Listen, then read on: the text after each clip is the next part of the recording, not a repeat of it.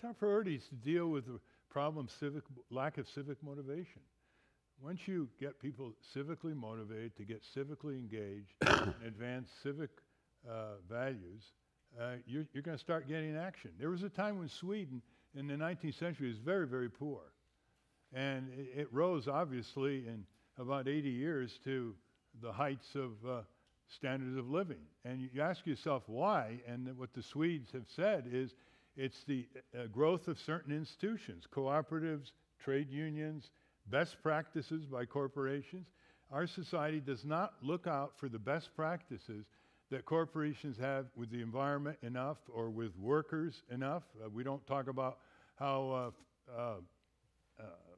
Ralph, can I pin you down specifically? The first, I mean, you've got, say, political power. What would be the first thing you would try to render in terms of either Congress or executive power? The main thing is organize Congress watchdog groups so we can recover our sovereignty over Congress, stop them from doing certain things, make them do other things.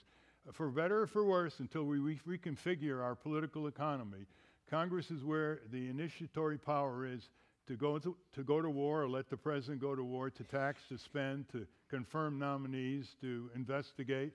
And it's the one most susceptible to change because you're dealing with turnover in elections and only 535 men and women, senators and representatives. And you can do the same with the state legislature.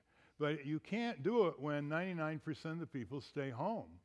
And when more and more younger people are looking at screens.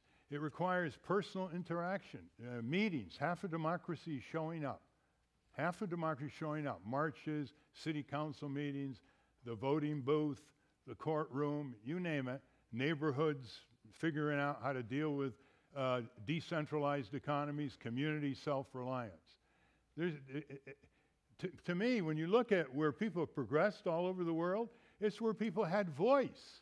They had voice as workers. They had voice as voters. That's called democracy.